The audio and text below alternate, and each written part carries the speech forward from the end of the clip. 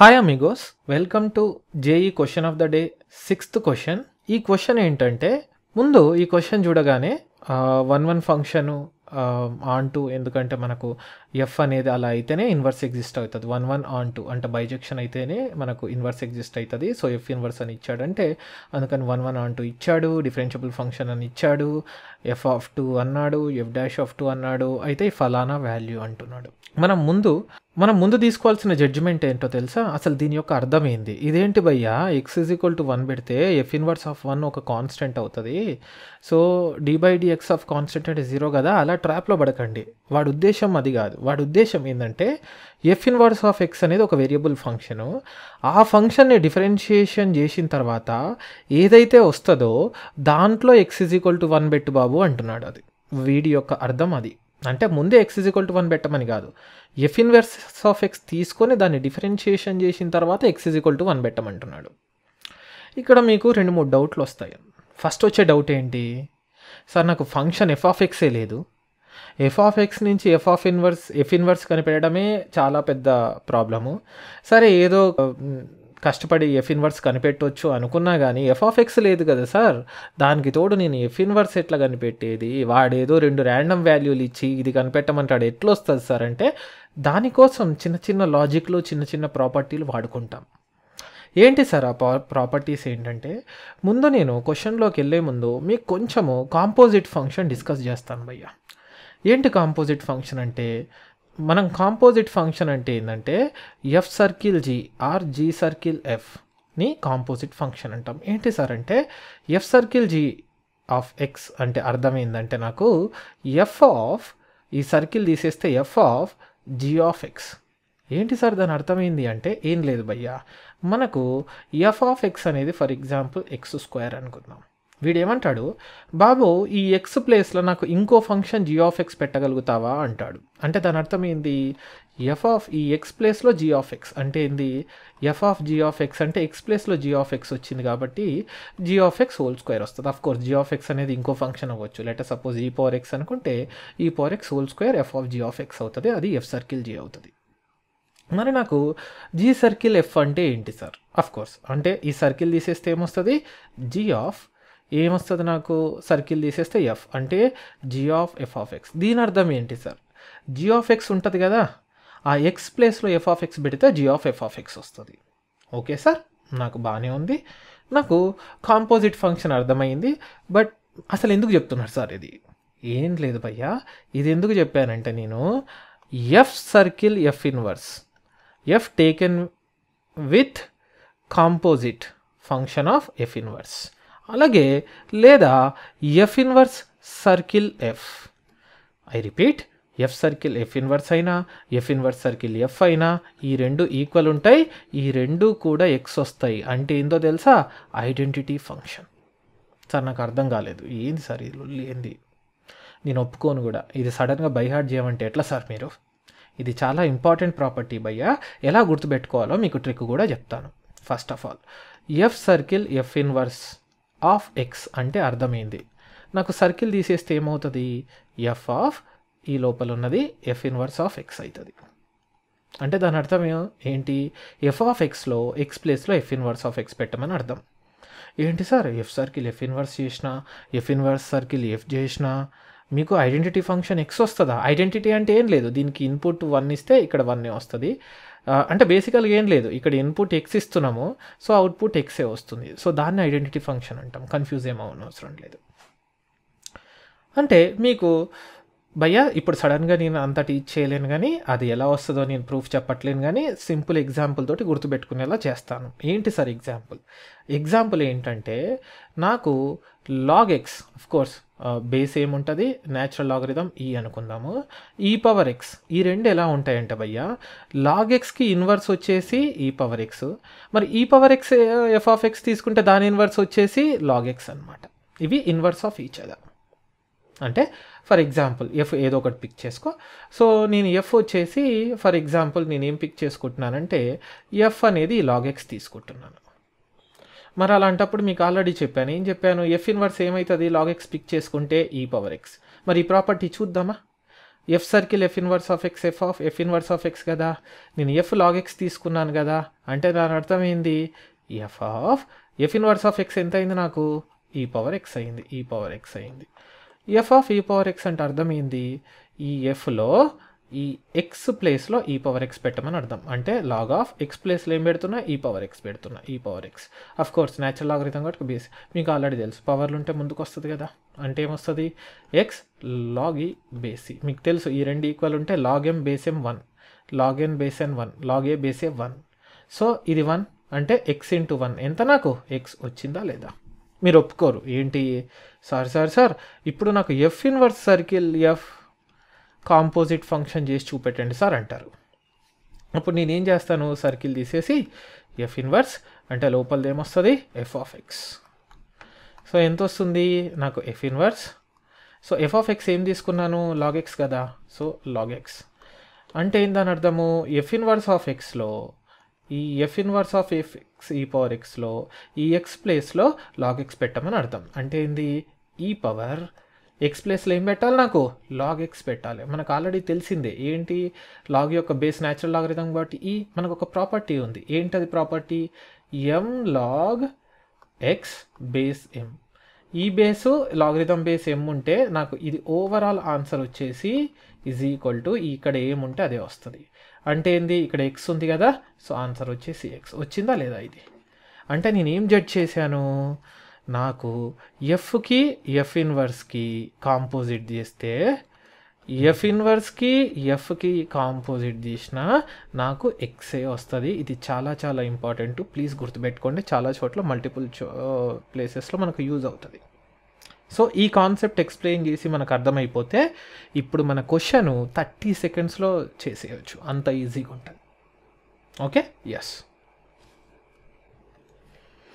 మీకు నేర్పించిన first concept ఏంటంటే ఎఫ్ సర్కిల్ ఎఫ్ ఇన్వర్స్ అయినా ఎఫ్ ఇన్వర్స్ సర్కిల్ ఎఫ్ అయినా నాకు ఒక ఐడెంటిటీ ఫంక్షన్ వస్తుంది ఎక్స్. ఈ కాన్సెప్ట్తో పాటు కొంచెం మీకు చైన్ రూల్ గుర్తు చేస్తాను. ఏంటి సార్ చైన్ రూల్ అంటే, నాకు y is equal to F of function లోపల ఇంకో ఫంక్షన్ ఉంది పయ్యా, F of G of X ఉంది ఫర్ ఎగ్జాంపుల్. దీనికి డిఫరెన్షియేషన్ చేయాలంటే అంటే y విత్ రెస్పెక్టివ్ ఎక్స్ అంటే differentiation of y with respective X కనుక చేయాలంటే ఫస్ట్ స్టెప్ బై స్టెప్ వెళ్ళాలి. ముందు ఎఫ్కి డిఫరెన్షియేషన్ ఏమవుతుంది, ఎఫ్ డాష్ అవుతుంది. లోపల ఉన్నది as it is F of డబ్బా అనుకో, ఇది మొత్తం డబ్బా అనుకో. సో ఎఫ్ ఆఫ్ డబ్బా డెరివేటివ్ ఎంత, ఎఫ్ డాష్ ఆఫ్ డబ్బా. మరి డబ్బా లోపల ఏముంది, జీ ఆఫ్ ఎక్స్ ఉంది, యాజ్ ఇట్ ఈజ్ రాసుకో. నెక్స్ట్ ఇంటూ, ఇప్పుడు ఎఫ్ అయిపోయింది, లోపలికి వచ్చే లోపల చూస్తే ఏముంది, జీ ఆఫ్ డబ్బా. జీ ఆఫ్ డబ్బాకు డెరివేటివ్ ఎంత మరి, జీ డాష్ ఆఫ్ డబ్బాను యాజ్ ఇట్ ఈజ్గా రాసుకో, ఎక్స్ ఇంటూ జీ కూడా అయిపోయింది. లోపలికి వచ్చినప్పుడు ఏమవుతుంది, నాకు ఎక్స్ ఉంది, ఎక్స్ యొక్క డిఫరెన్షియేషన్ ఎంత 1 అయిపోయింది కదా, నాకు అయిపోయింది. అంటే బయట నుంచి వస్తూ ఒక్కొక్క దాన్ని నేను డిఫరెన్షియేట్ చేసుకుంటూ రావాలి, అది నాకు చైన్ రూల్. అంటే ఇది ఈ విధంగా నేను ఎఫ్ ఆఫ్ జీ ఆఫ్ ఎక్స్ని డిఫరెన్షియేట్ చేస్తా. ఎందుకంటే నాకు ఎఫ్ సర్కిల్ జీ అంటే ఇది ఎఫ్ ఆఫ్ జీ ఆఫ్ ఎక్సే కదా. So F circle G of X అనేది ఎఫ్ ఆఫ్ జీ ఆఫ్ ఎక్సే కాబట్టి నాకు సర్కిల్ ఉన్నప్పుడు డిఫరెన్షియేషన్ ఎట్లా చేయాలనేది చైన్ రూల్ వాడుకోవాలి నేను. అయితే ఇప్పుడు దీనికోసం నేను ఏం చేస్తానో చూడండి నేను. సో నాకు బేసికల్గా వాడు ఏమంటున్నాడు తెలుసా, నాకు differentiation of F inverse of 1 ఎంత అయ్యి ఉండొచ్చు అంటున్నాడు వాడు.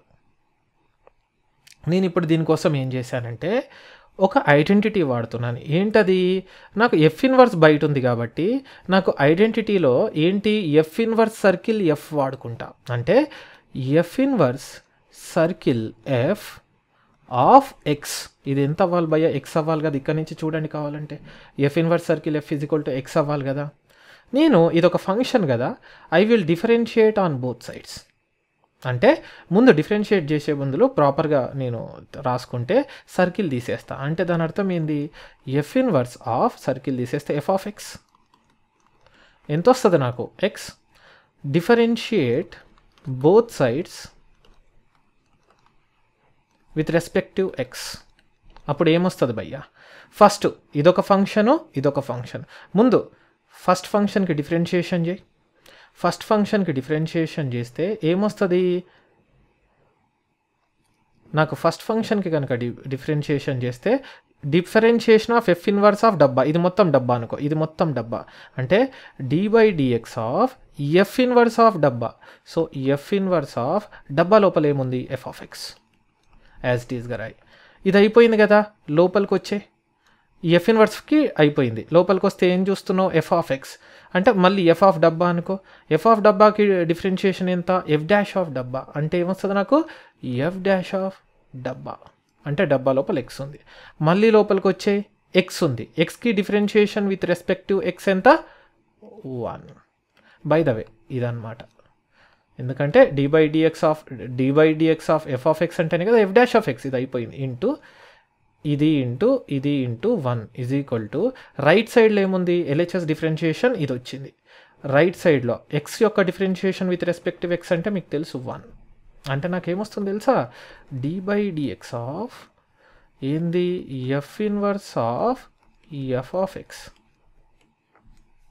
ఈజ్ ఈక్వల్ టు ఇది ఎఫ్ డాష్ ఆఫ్ ఎక్స్ ఉంది, ఇది సపరేటు, ఇది separate into F dash of X.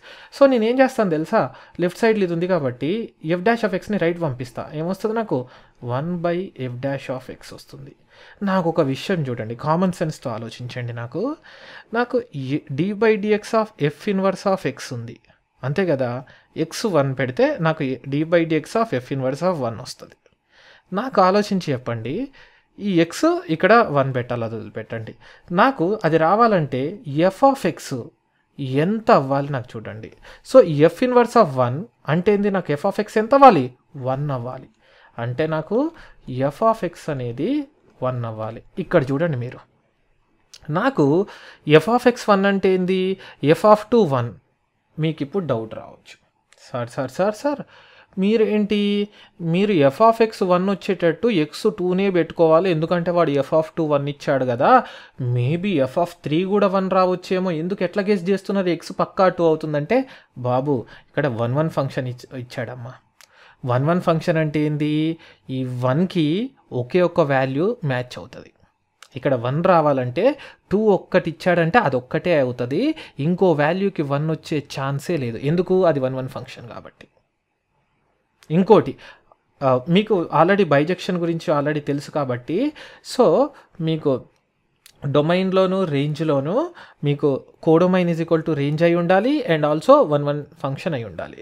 So నాకు ఈ ప్రకారము ఎఫ్ ఆఫ్ ఎక్స్ 1 అవ్వాలి అంటే ఖచ్చితంగా ఎఫ్ ఆఫ్ 2 1 అంటే ఇది ఒకటే ఛాన్స్ ఉంది, ఎందుకంటే 1 1 కాబట్టి. So X is equal to 2 అవ్వాల్సిందే. అంటే నాకు అర్థం X is equal to 2. So నాకు ఈ విధంగా ఇది 1 అవ్వాలంటే నేను 2 పెట్టుకోవాలి ఎక్స్. సో నాకు ఒక ఐడియా వచ్చింది, ఇప్పుడు ఎక్స్ ఈజ్ ఈక్వల్ టు 2 నాకు ఈ డబ్బా ఈక్వేషన్లో పెట్టుకుంటాను భయ్య. ఈ డబ్బా ఈక్వేషన్ నాకు వచ్చింది, ఏది ఇదంతా చేసినాక డబ్బా ఈక్వేషన్ వచ్చింది. నాకు ఒక ఐడియా ఏమొచ్చిందంటే నేను ఎక్స్ ఈజ్ ఈక్వల్ టు 2 స్మార్ట్గా సబ్స్టిట్యూట్ చేసుకుంటా.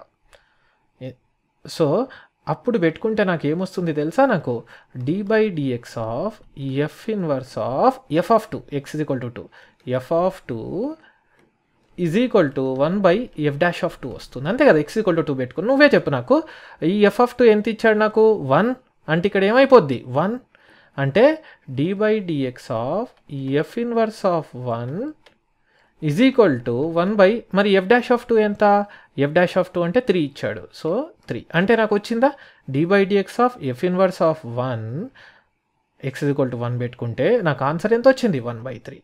సో నాకు దీని ఆన్సర్ వచ్చేసి 1/3.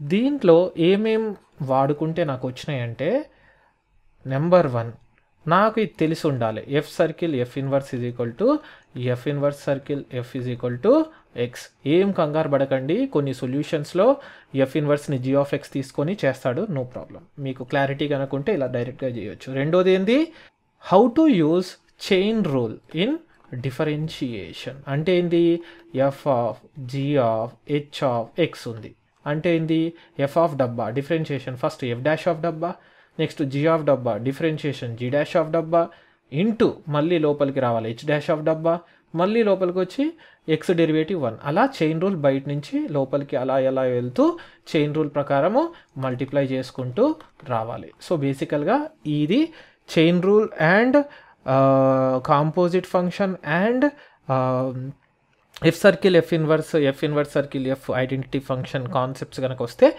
ఇలాంటి క్వశ్చన్ సింపుల్గా చేయొచ్చు. I will see you guys.